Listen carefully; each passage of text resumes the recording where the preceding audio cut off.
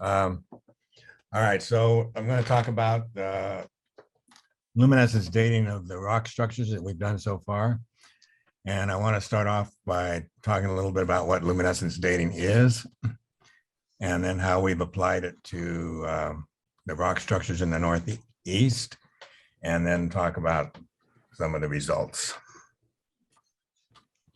All right, so I tell you the truth, I approached this subject with a little bit of trepidation because luminescence is really quite a hard thing to understand, but I'm going to try to make it as simple as possible.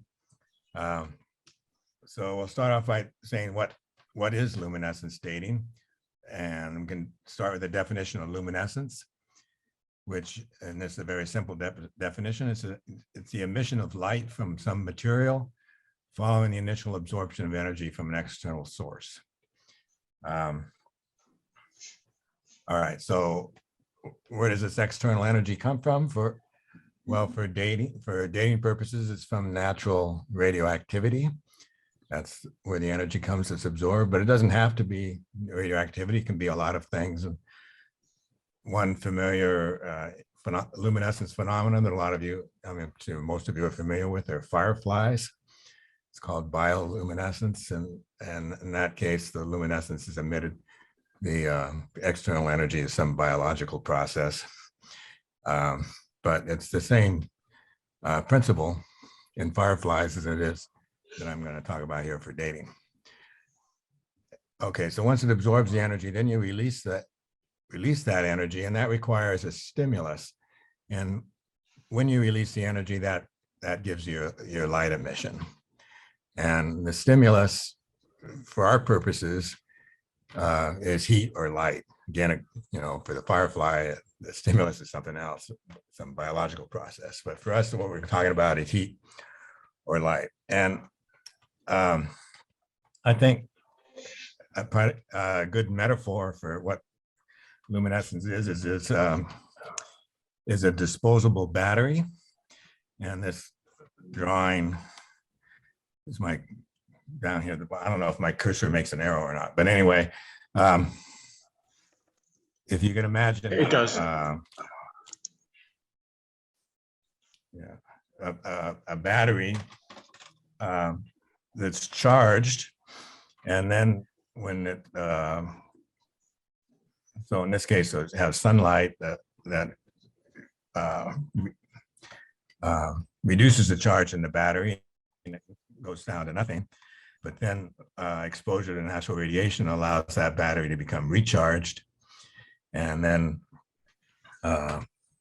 when we measure it in the laboratory, we again shine light on it and remove that charge, release that charge, and in the process get light emission. All right, so you can compare luminescence to another phenomenon that you're familiar with, which is fluorescence, like in fluorescent lights.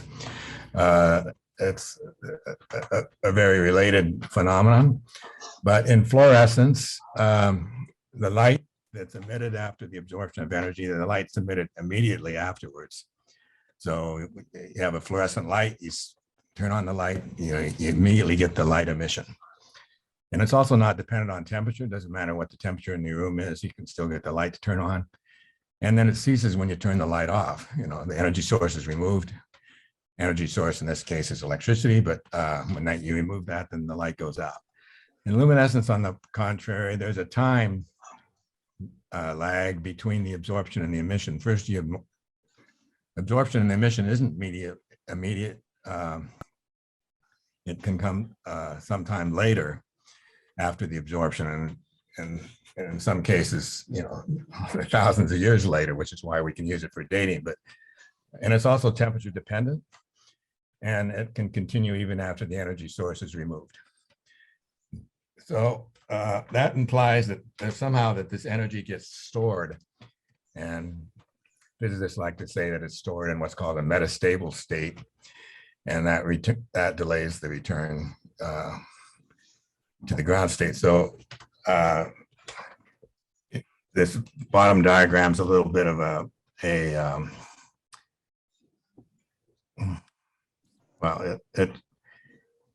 it shows the the energy, and this down here, the G is the ground state, and that E is excited. So with fluorescence, you turn the light on, you excite the material up to a higher level, and then it immediately falls back down, giving off light. But in luminescence, you excite it, it goes up to the higher energy level, and then it gets stuck kind of in one of these metastable layers. They're called traps. And you need a stimulus to get it out of the trap, and then it can go back down to the ground state and give off the luminescence. All right, just repeat myself a little bit about the stimulus. The stimulus is required in luminescence to release the energy, and the two that we're concerned with are heat, and the luminescence that results from, if you use heat as your stimulus, then it's called thermoluminescence, which is a little bit of a misnomer. It should really be thermostimulated luminescence. And then if you use light in the visible range, it's called optically stimulated luminescence, or OSL, but it also works with infrared light, and then it's called infrared stimulated luminescence. All right, so luminescence occurs in ordered crystalline structures. So crystals are periodic arrangements of atoms. So I have an example here of sodium chloride that you're all familiar with. It's table salt. It's composed of sodium and atoms and chlorine atoms, and they're arranged in a cubic fashion, like this, with the the chlorine and then the sodium. And the sodium's the small ones, the chlorines are the big ones.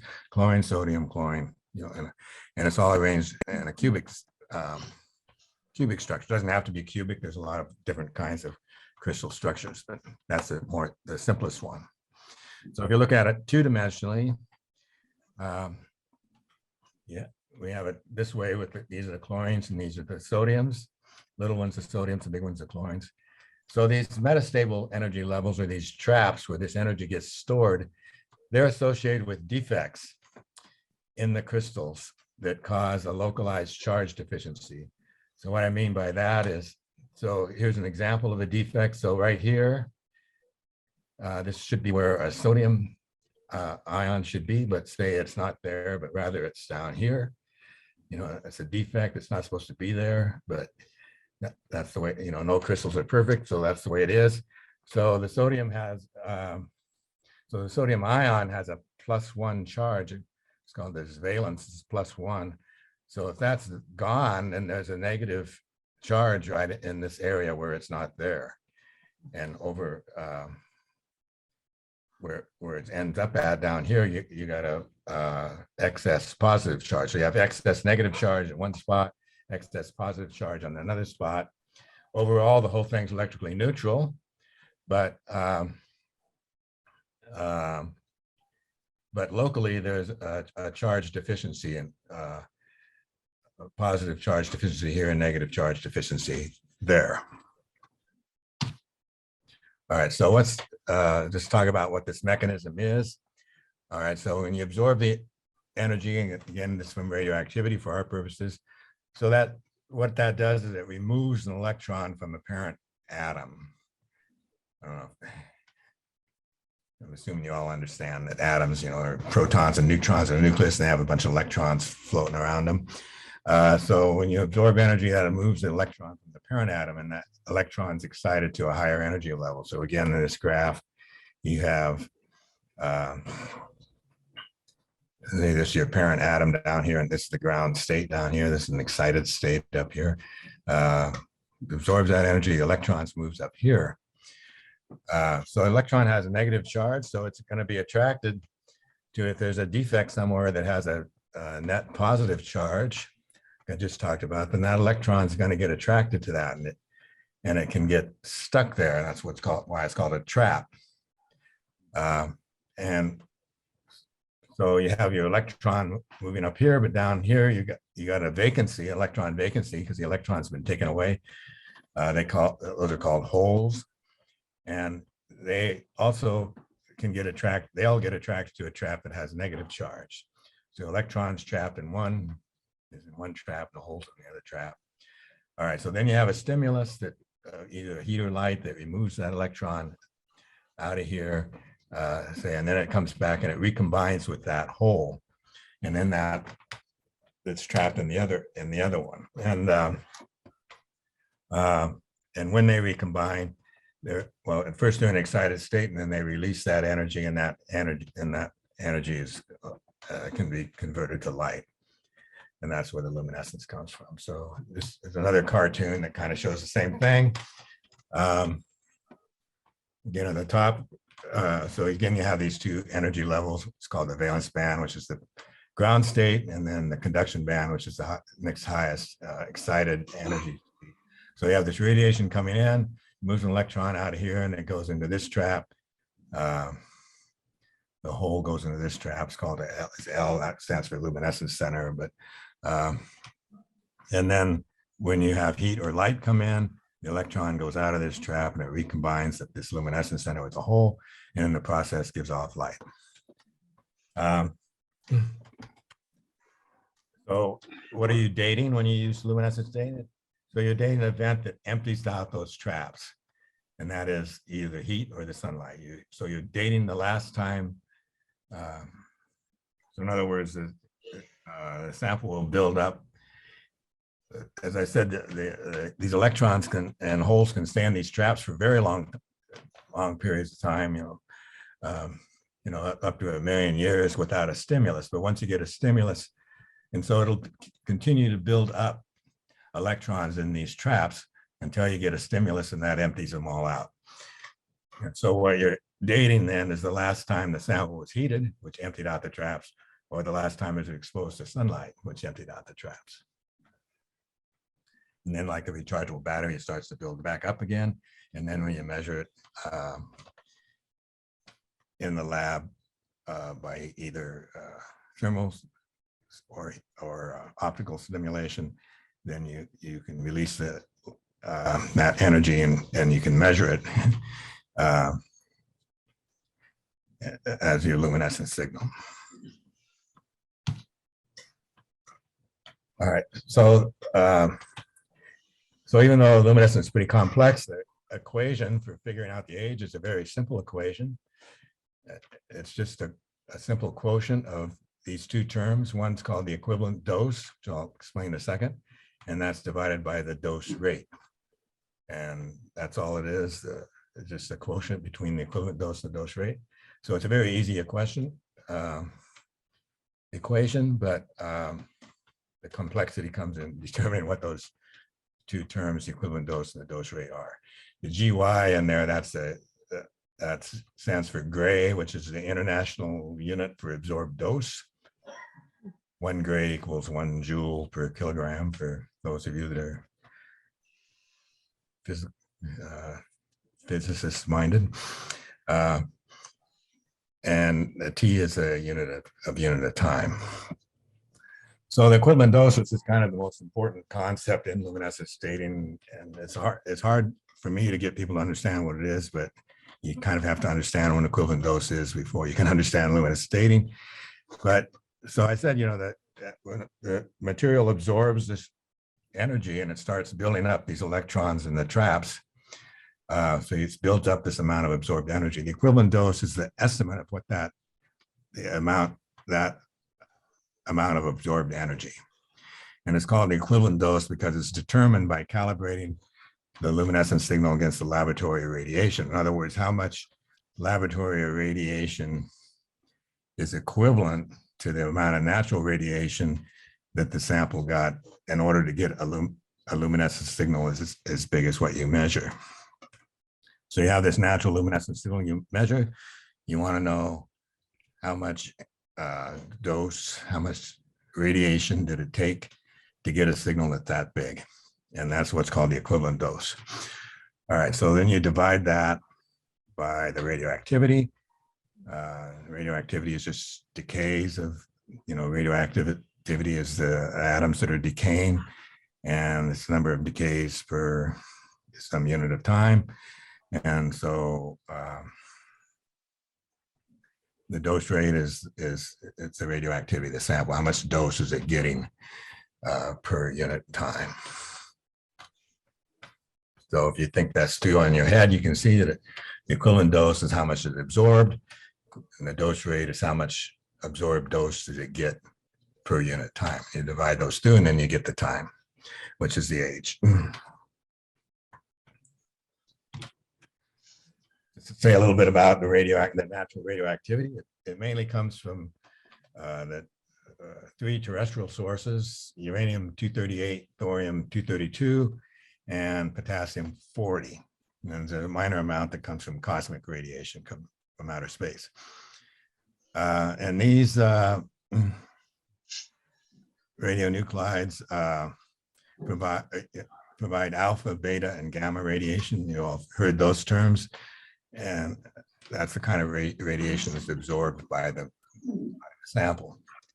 Both alpha and beta radiation are very short range.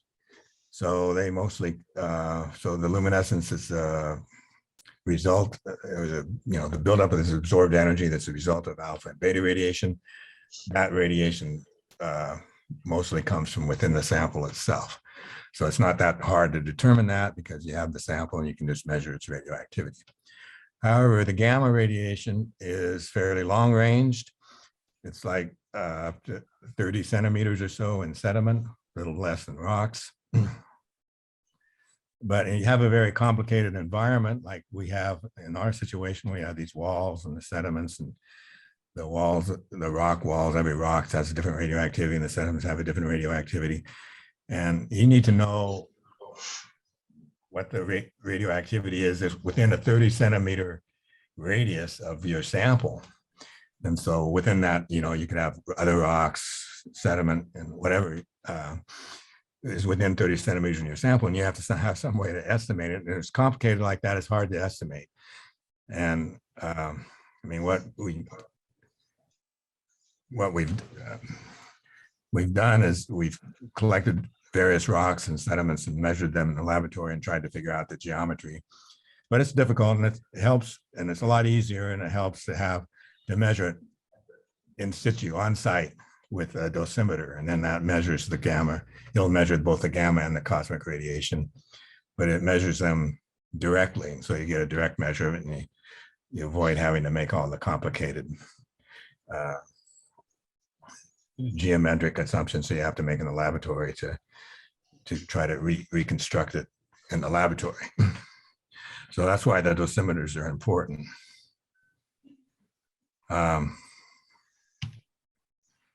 Just to say a little bit about the justification for luminescence dating.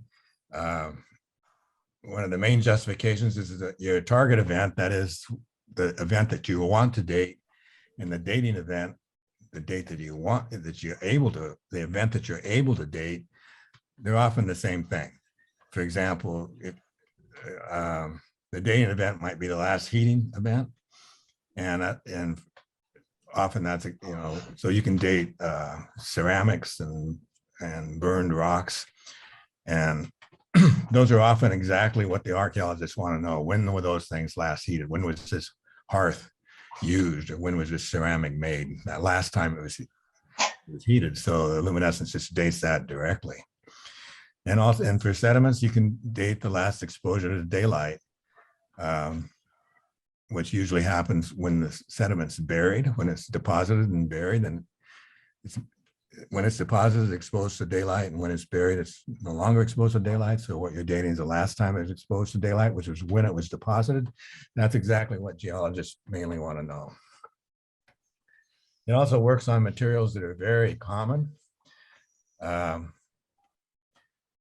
Ceramics are one of the most common archaeological materials there are, and also burn or buried lithics.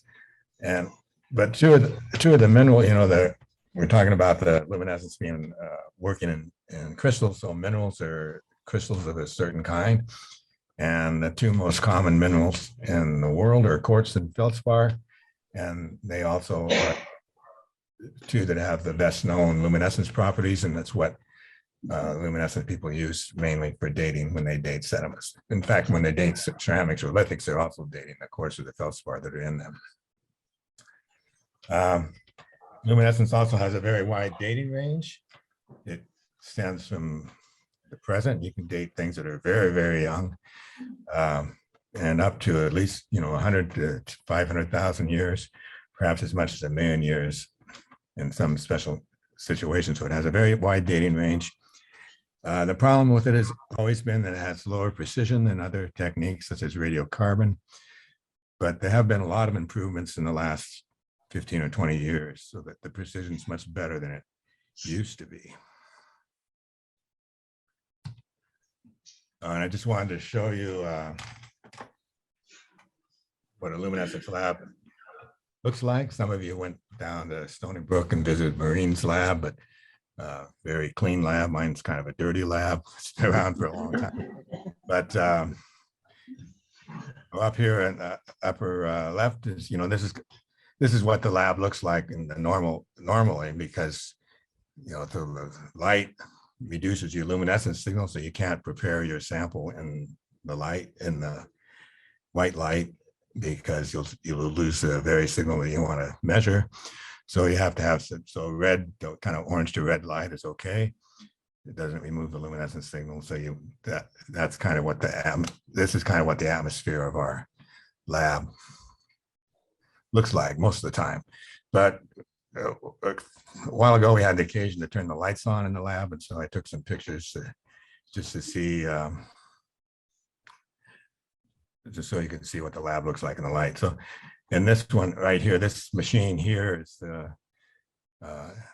we have two. These are what are called the readers that you measure the luminescence with, and we have two that we use for sediments and rocks. And so one's back here and is in this one that's in the dark. You can't see it, but it's exactly the same as this one. And then these are just, this is just other counter space where we prepare our samples. This machine here is an alpha counter, one way of measuring the radioactivity.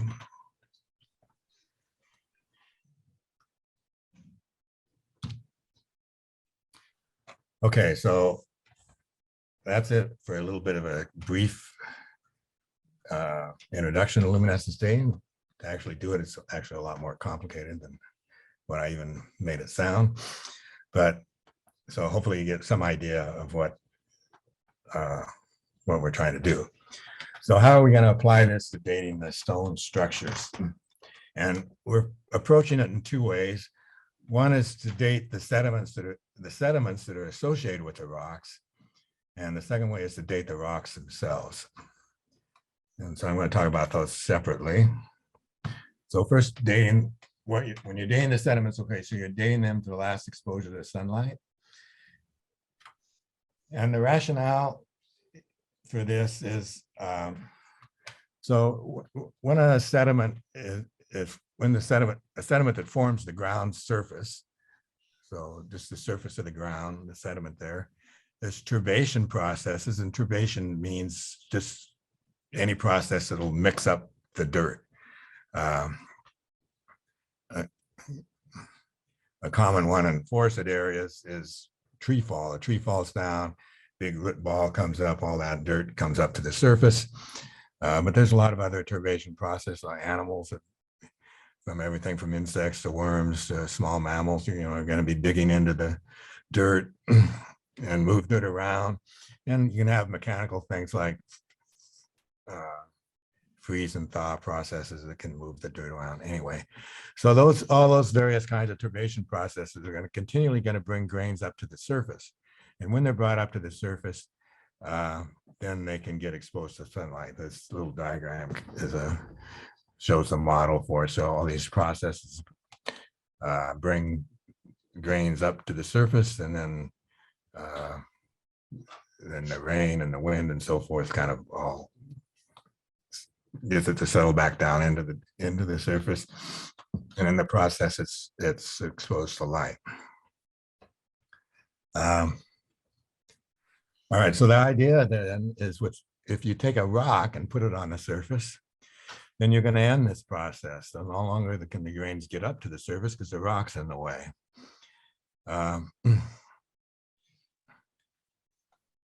Okay, so then if you look at the sediment that's right under the rock, first of all, so you measure luminescence on the sediments right under the rock. Well, some of the grains will not have got, let me put it this way. So when it's on the surface, you get a certain number of grains that get up to the top and get exposed to sunlight. Some of the grains never do. All right, so when you put the rock on, so the ones that come up to the surface and get exposed to sunlight, they all of a sudden have zero luminescence. But then you put a rock on, say 500 years later, you come back and look at the sediment under the rock. Those grains that had gone up to the surface and got zeroed are now 500 years old in terms of luminescence, because that is the last time they were exposed to light. But there's going to be a lot of other ones that are older than that, because they had never got up to the surface before the rock was placed. And so what you have to be able to do is to isolate those grains that are the youngest grains that are under the rock, or those are the ones that got exposed before the rock was put there. And so to do that, you have to measure the luminescence on single grains. You can't do it on the bulk sample because you'll overestimate your age. You got to be able to isolate those grains that have the lowest amount of luminescence, the ones that were fully exposed before the rock was placed there. And so there's something called the minimum age model that allows you to isolate statistically the youngest grains. How well does it work? So we did a big study a few years ago out on the Great Plains and the Rockies, where they have these rock structures, simple rock structures that you can see one right here that's kind of a circle of rocks. They're called teepee rings because when teepees are portable living homes that people put up and they moved them, but they're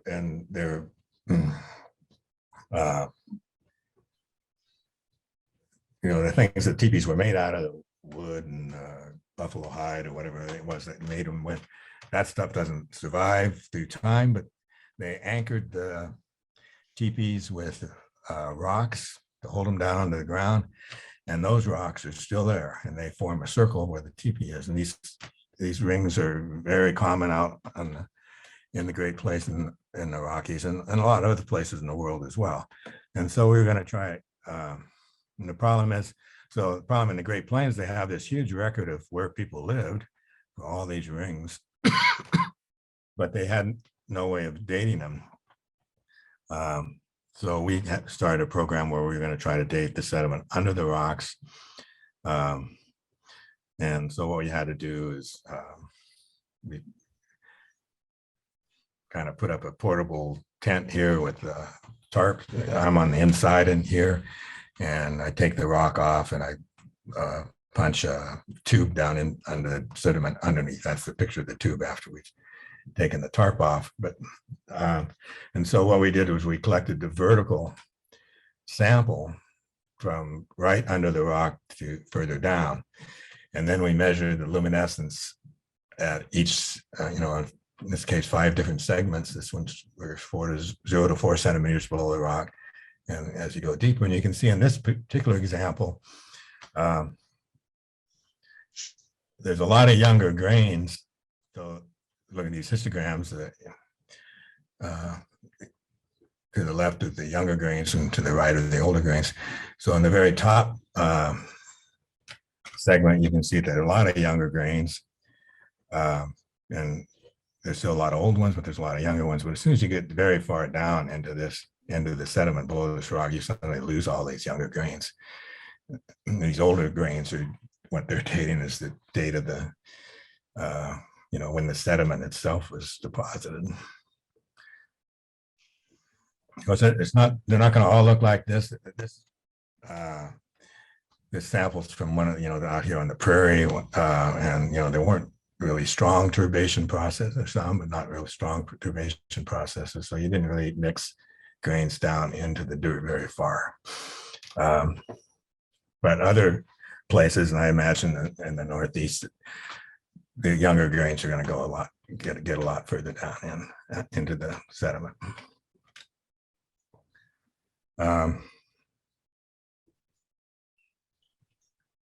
But we couldn't collect them vertically in New England. It's kind of the way I'd have preferred to do it. We tried it in a couple places, I think.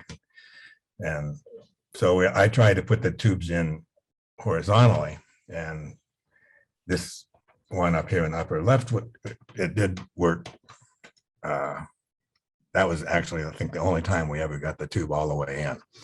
And because most of the time you just go it in a little ways and you hit a rock.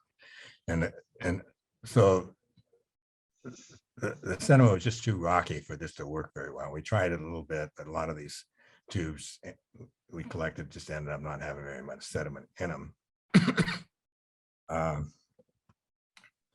This was another example of a tube being put in. This is in Montville Souterrain, I think. It's inside the chamber. It's fairly dark in there. So we kind of gave up on that and started just collecting them by trowel. So when you do that, you have to. So one thing nice about the tubes is you punch them in, but you don't have to do it in the dark because the two ends will get exposed, but the middle part will never get exposed. But if you collect it by trowel, I mean, two problems with the trowel. One is the tubes are also, because you really want to get it right under the rock, right? Because you saw that last diagram, get down much further below the rock, you might not get any young grains. And so the tube is a nice way to control getting the dirt, just getting the dirt right under the rock. But since that wasn't working, then we collected by trowel, and then you have to set up a tarp so you can do it in the dark. And so this sample here, I think this one's from Lewis Hollow in New York. This is after we collected the sample. We just dug it out by trowel.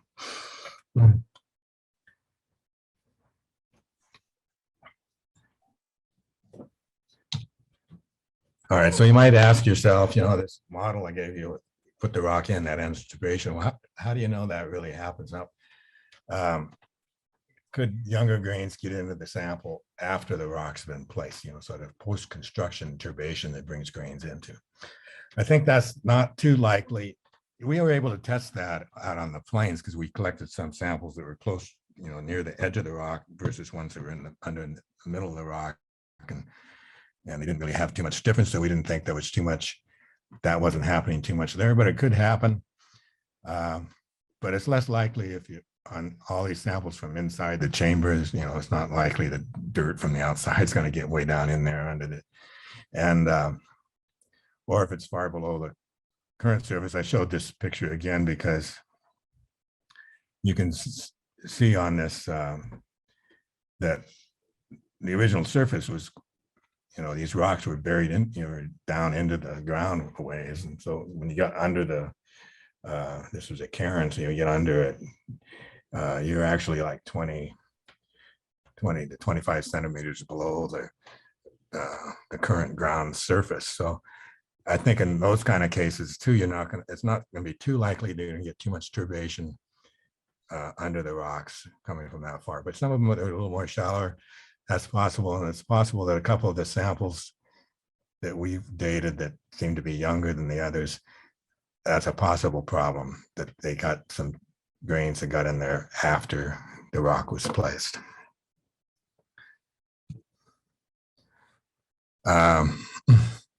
I talked about using quartz and feldspars as the minerals that you use for luminescence dating. So which ones do you choose? Well, quartz usually bleaches easier. When I say bleach, that means it loses its luminescence signal from exposure to sunlight. And quartz will do that a lot faster than feldspar will. It usually only takes a couple minutes of sunlight to empty out all the traps and quartz. So that's nice. You don't have, you can make sure that your sample is well bleached before it got buried. And it also has a more stable signal. And I'll talk about that in a second.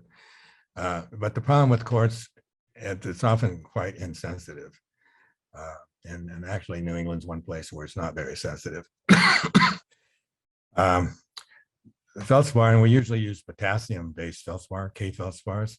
It has a much bigger signal and it's much more sensitive. So it's good where quartz doesn't work, you can use feldspar, and also even for younger samples, it has a big signal, so that's good. But it does bleach a little bit less easily. It still bleaches pretty well, but not quite as good as quartz. But the main problem with it is it has that the signal's not always stable. There's something called anomalous fading, which means it's called anomalous because, well, that's what it was called originally, because nobody was first, people weren't sure what was causing it, but it's a loss of somehow the signal gets lost through time. Somehow those electrons are getting out of their traps without the stimulus. And so it was called anomalous. And although now there's a pretty good consensus of what causes that, but it's something that can't be understood in classical physics. It's only something called quantum tunneling that only makes sense in quantum physics. I'm not going to get into that, but anyway, it's fairly well understood what's causing it, and because it's fairly well understood, there's ways that you can correct for it.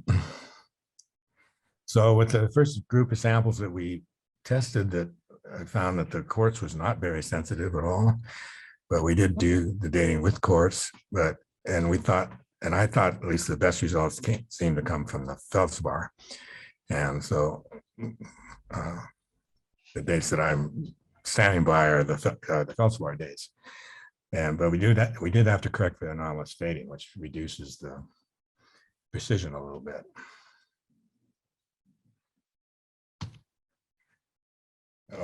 Just going back to single grain dating, I wanted to show you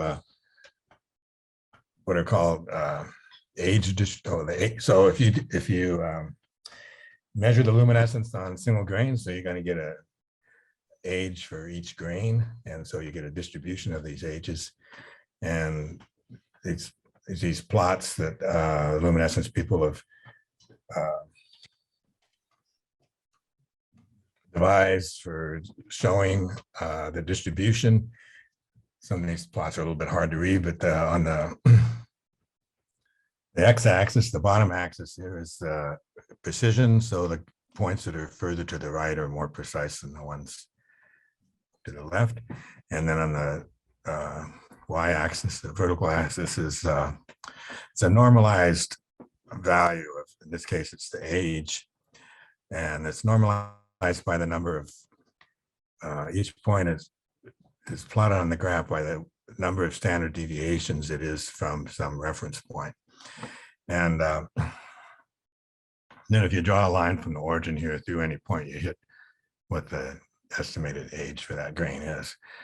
And so the reference point here for this pink shading on this one, it's actually blue on this other one. I don't know why it's done differently, but it's pink on this side. It gives you the grains that are consistent with, and what I call the minimum age model. So they're statistically consistent with the youngest age, and you do all the grains that are young, and then you get a bunch of older grains. This particular sample is kind of bimodal. There's this younger group, and then there's a bunch of older ones, not too much in the middle. This one's a little different. It's much more continuous, a lot of stuff in the middle. The younger ones, a lot of stuff in the middle. The older ones, by the way, if you draw the line here and go out to here, they're getting late Pleistocene. Ages form is probably the age of when the sediment originally was deposited. But we're not interested in that. But we're interested in these younger grains that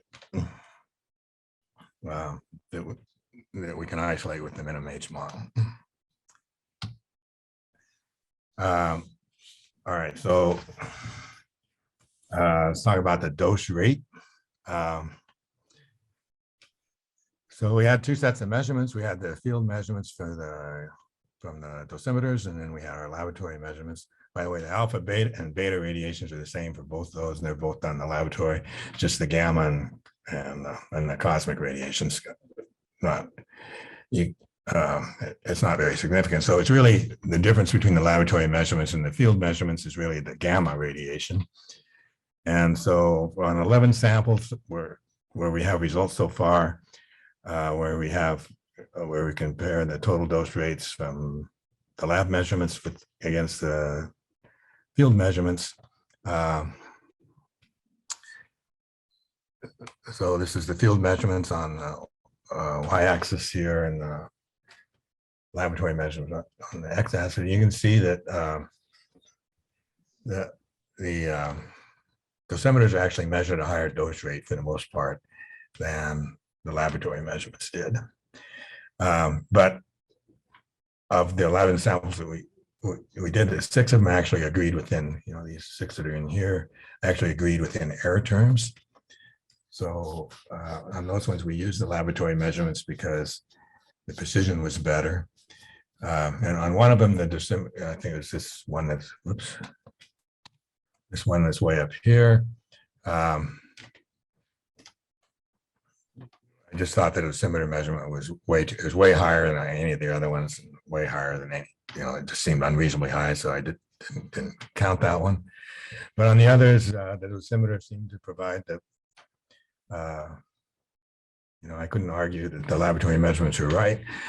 So we used the dosimeter measurements for those other ones. And that made the difference in some age on some of the samples.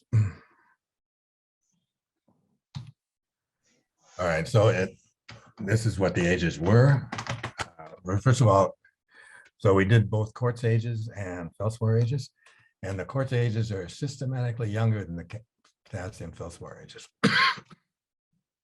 For various technical reasons, I think the K feldspar ages are better, more reliable, but this is kind of a problem with this study in the sense that the quartz ages are making these samples seem like they're colonial in age, where the feldspar ages seem like they're pre-colonial.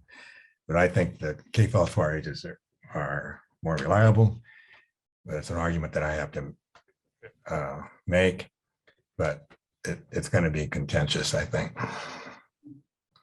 So the K feldspar ages for the 11 samples that came from the first batch, remarkably, they all are consistent with a single age. And if you take a weighted average of all of them, it comes out to 80, 15, 90, plus or minus 20. So it's kind of, I was a little surprised that they all came out the same age. I think probably most of you are as well. But two things, one is this is just barely before the Pilgrims showed up. So that's just barely pre-colonial. And the second thing you can say about it is, so how come they're all the same age? What could cause that? Well, if they were all built in reaction to some event, then that might argue, then you could maybe argue that they would be the same age. And a lot of times in archaeology, a lot of these elaborate constructions and stuff that don't seem to have anything to do with subsistence, they usually occur during times of stress. And if there was some event, and these were all some kind of reaction to that, then they could be the same age. And I just, I just kind of put in a note in passing here that the first big epidemic from European diseases happened in AD 1616. It's similar to the age of these samples. I'm not saying the epidemic had anything to do with it. I'm just saying that that's, there's an event that happened that if these were somehow a response to that epidemic, that might be a reason why they could be the same age. But I'm just throwing that out. It's just speculation. All right, we got some new sediment ages. These I haven't reported to anybody before. You got the first ones to hear it. So we had some samples from some rock chambers, other rock chambers, and 2 from Vermont, Richards Chambers and Calendar 2 chamber. Were actually quite old and came out AD 1280 for the one and AD 990 for the other one. I think, we're not completely, these are all preliminary because we're not completely done with them. We don't have all the dose rates done yet. We don't have the dosimeters done, measured yet. But those ones I think are going to hold up as being fairly old. The other one, Goshen Tunnel from Massachusetts, I don't think that one's so old. We got a date of 1750 on that one. And I note that the town itself was founded in 1761. So my feeling on Goshen Tunnel was built around the same time as the town was founded. All All right, so I guess I'm kind of running out of time, but I'll go through this quickly to end here. All right, so how do we date the rocks themselves? So the luminescence signal, the minerals on the surface of the rocks, they can be bleached. The luminescence can be reduced by sunlight, just like they can with sediments. So if you measure the luminescence on the surface, you can use that to date the last time the surface was exposed to sunlight. So in other words, if the rock was exposed to sunlight when the construction was made, but once it became part of the construction, it was no longer exposed to light. Then if it was fully bleached at the time it was placed there, then you can date the time of its placement. How do you know if the rock was fully bleached or not? Or just, how do you know if the sunlight exposure was sufficient?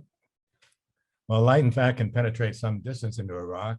You might be surprised, considering that rocks are fairly opaque, but we're just looking here at millimeter scales.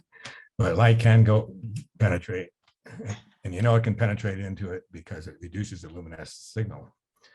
And so, with the longer the time period, the further into the rock, the luminescence signal will become affected. And this can be used to evaluate how well bleached the rock was. If only the very surface shows sort of a diminished luminescence signal as a result of exposure to sunlight, then you don't know if the rock was completely set to zero or not. But if quite a ways down into the rock, you do get a diminished luminescence signal, then you can be assured that it was completely bleached at the time of placement. And the way we prepared these samples was first we drilled core. We had to do all this in red light, by the way. We drilled cores into the rock surfaces using a drill press and a diamond bit, but we drilled these cores into the surfaces that presumably had not been exposed since construction. Then we took those cores and sliced 1 millimeter thick slices from them. And then each slice was measured using the OSL and IRSL. So then you could measure the OSL and IRSL signal as a function of the depth into the rock. From the initial batch of samples,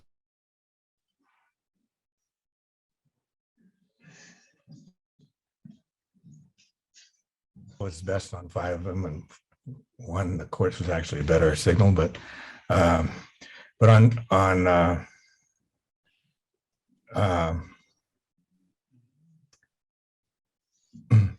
3 of the rocks, the equivalent dose values right at the surface were very high, not much higher than, not any higher than they were further down into the rock. So that indicates that they weren't bleached at all when during the construction period, or if they were, their original surfaces eroded away since they've been on the rock. And that could happen maybe by freeze thaw, perhaps. So we couldn't get a date on those 3. On one of them, and this was from the Edwards Big Cairn in Rhode Island, the original light had penetrated 4 millimeters into the rock. You can see that in this diagram, where this is the luminescence and this is depth down here. And here is the signal saturated, the luminescence is very high, but here it's been reduced. And so this one, I think, was bleached well before it's put in an equivalent dose from those first 3 slices provided an age. It's 80, 14, 90, plus or minus 80 age, which isn't too much different than what we got from the sediments. But on the other 2 samples, one from Hunts Brook Souterrain and the other from Lewis Hollow one being on quartz, they had the diminished luminescence signal only on the very first slice. It looked like this. It was just here, and the rest of them were pretty high signal, so it didn't get very well bleached, and they yielded ages of 990 and 1300, which were much older than the sediment ages from the same sites. So I think those aren't good ages. I think you have to say that they weren't bleached sufficiently. All right, so we got almost done here. We got some new ages for some rocks. First, we got these four rocks from structures in New Hampshire at Milford and Deerfield. Two of them didn't have diminished luminescence signals at the surface either. So they were either not bleached or their surface had been eroded. So we couldn't date them. But the other two did, and they did appear to be well bleached. One from Milford gave a date of AD 1710, plus or minus 50. And this structure happens to have a known age. It was built in AD 1740 to 1760. So I was kind of encouraged by this, that we were able to get the age that was really the right age, something close to it anyway. The one from Deerfield doesn't have a known age, but that did give a date of 1730. We got another sample from Ollie Hills. You might know that we dated one a few years ago from there and came up, and they got published in North American Archaeologist, gave a date of BC 570. Another sample was collected from platform B this recently, and we still got some work to do on that because the error bars are really high, but roughly it seems like it's coming out 580, which is a bit younger than that first one. But that doesn't mean that site couldn't have been used for over a long period of time. And then we have some other, and I stress the very preliminary rock dates on some others. Well, there's one from Alpenglow, Pennsylvania. This was on quartz. All of these were on quartz, by the way. We got quartz to work better, maybe a little bit on these ones anyway. But this one, the Alpenglow one, had a date of 820. And that one appeared to be well bleached. The signal went in quite a ways into the rock. So I think that one was well bleached.